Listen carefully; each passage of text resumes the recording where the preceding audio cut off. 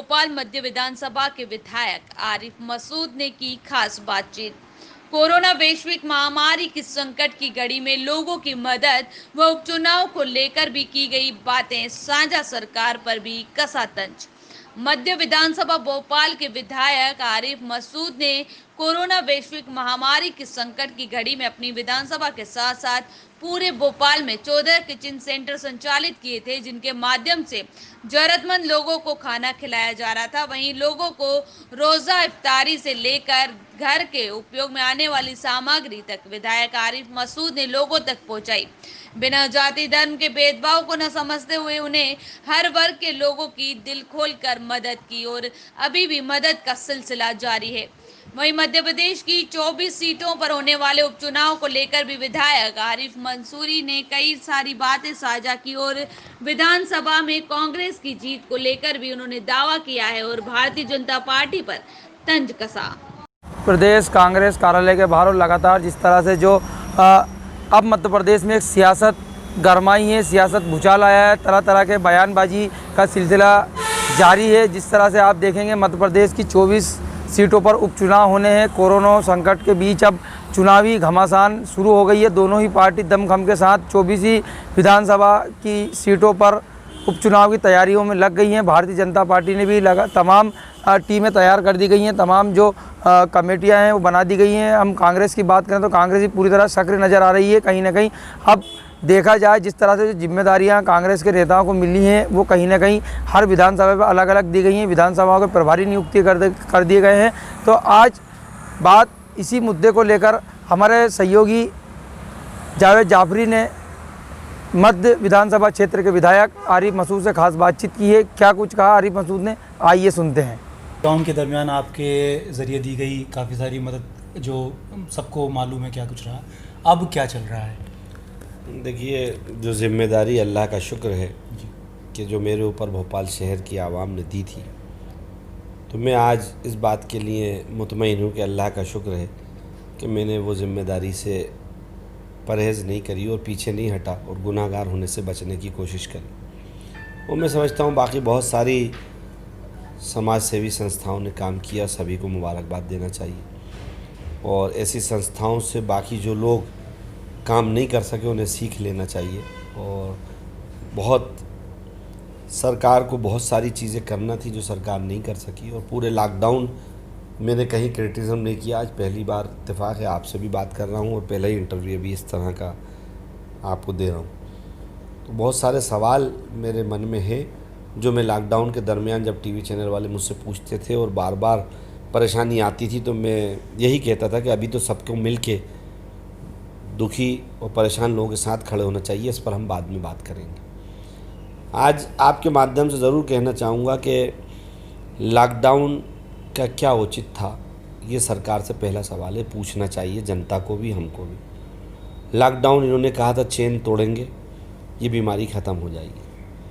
ना चेन टूटी, ना बीमारी ख़त्म हुई, बीमारी बढ़ना शुरू हो गई। WHO पहले से कहता रहा था, ये सिर्फ सरकार बनाने के लिए सारे हथकंडे मध्य प्रदेश की सरकार को करने के लिए करते रहे। दूसरा सबसे बड़ा काम जो इस देश की सरकार ने मेरी नज़र में गलत करा और प्रदेश की सरकार ने धार्मिक स्थलों को बंद कर दिया। क्योंकि जब ये सब जान चुके थे कि इसका कोई वैक्सीनेशन नहीं है, डॉक्टर मेडिकल साइंस के पास कोई इलाज नहीं है और सब समझ रहे हैं सारे पेशेंट ठीक होकर आएँ, ज़्यादातर पेशेंट ठीक होकर आएँ, तो जब ठीक होकर आएँ तो कोई ना कोई आसमान वाली ताकत है जो सबको ठीक कर रही है, अलग अलग तरीके से कर रही है। तो फिर उसके घर जाकर उसको मनाने का, उसको राज़ी करने के बजाय रोकना, ये तो और एक तरह का ये हुआ कि कहीं आग लग रही है और पानी दिख रहा है और हम कह रहे हैं पानी के पास ना जाओ, वैसा काम हुआ। इसकी मैं निंदा करता हूँ और पूरी जिम्मेदारी के साथ ये कह सकता हूँ कि दोनों सरकारें नाकाम हुई हैं और जनता को इनके खिलाफ़ बहुत ताकत से आवाज़ उठाना चाहिए, क्योंकि ये एक इंसानियत के ख़िलाफ़ कार्य हुआ जो मैंने पहली आपदा में देखा कि लोगों के पैर फट गए। चल चल के हज़ार किलोमीटर चले, लोगों को खाने को नहीं था, पानी नहीं था। उसके बाद सरकार ना दे सकी वो कोई बात नहीं थी। सरकार के अलावा जो NGOs दे रहे थे उन्हें मार रहे थे। जो गाड़ी वाला डंपर के अंदर मजदूरों को भरकर ले जा रहा था, उसको भी मारा, उसको भी बंद करा और उतार उतार के मारा। ये कहाँ का इंसाफ है? ये दुनिया में पहली बार देखा। ये एक अजूबा दुनिया में पहली बार देखा कि ट्रेन भटक गई। ये एक मजाक बना दिया हिंदुस्तान का। मैं आपके ज़रिए आवाम से दरख्वास्त करता हूँ कि नफ़रत हिंदू मुस्लिम से निकलो और सच्चाई जानो कि ये भारतीय जनता पार्टी किस मुहाने पे इस देश को ले जा रही है, किस जगह ले जा रही है। आपको सोचना चाहिए। ये सारे प्रश्न सोचने और समझने के हैं, उसके बाद जनता अपना फैसला करे। अच्छा भाई, आपने जैसे जिक्र किया कि ये तमाम हालात हुए, बंद कर दिए गए धर्मस्थल जो भी थे, अभी भी जो खोला जा रहा है सब कुछ, और हालात तो यहाँ पे अभी भी कंट्रोल में नहीं है, तो क्या ये मान लें कि अब सरकार ने गिव अप कर दिया है इस चीज़ पे पूरी तरह से? मैंने ये सवाल एक चैनल के ऊपर, जब राष्ट्रीय उपाध्यक्ष भारतीय जनता पार्टी के ऑनलाइन थे और हम लोगों की बात चल रही थी, उस डिबेट पे मैंने करा था, बहुत दिन पहले करा था। रमज़ान का किस्सा मुझे याद है, एक चैनल के ऊपर मैंने अपनी बाइट में कहा था उनके उस पर कि सरकार जब छोड़ चुकी है तो पूरी सरकार को छोड़ देना चाहिए। और मैं आज भी यही बात कहता हूँ कि सरकार को ये बंदिशें हटा देना चाहिए, मालिक के भरोसे छोड़ दें। मालिक ने चाहा तो इससे बेहतर हो जाएगा। तो रिलेटिवली अब ये बात आती है कि लॉकडाउन खुल गया है, सियासतदान जितने भी हैं वो चुनावों की तैयारी करने लगे हैं, तो बीमारी छोड़ के चुनाव की तैयारी करना आपकी नज़र में कैसा? और एक सवाल आपसे भी कि चुनाव आने वाले हैं, तो क्या सिर्फ चुनाव की तैयारी रहेगी या जो खिदमत खल्क है वो पहला मुद्दा रहेगा आपके लिए? देखिए, पहली चीज़ तो ये है कि हम लोग तो ज़रूर चुनाव आएगा तो चुनाव की तैयारी में लगेंगे, लेकिन भारतीय जनता पार्टी तो कोरोना से पीड़ितों को बचाने के लिए कभी लगी नहीं। शिवराज सिंह जी तो पूरे टाइम ट्रांसफ़र करते रहे, पूरे टाइम 24 सीटों को कैसे मैनेज किया जाए, पूरा गणित पूरा देश देख रहा था, पूरा प्रदेश देख रहा था। सारे वीडियो वायरल हुए कि पूरे कोरोना के मतलब भारी संकट के समय, जिस टाइम ताई खाने पीने की मची थी, तब मुख्यमंत्री जी खाने पीने के बजाय ध्यान देने के और कोरोना पीड़ितों की तरफ ध्यान देने के बजाय 24 सीटें कैसे जीतें, किसका ट्रांसफ़र कहाँ कर दें, कौन अधिकारी कैसा उपयुक्त होगा, किससे काम ले लेंगे, उसमें लगे रहे।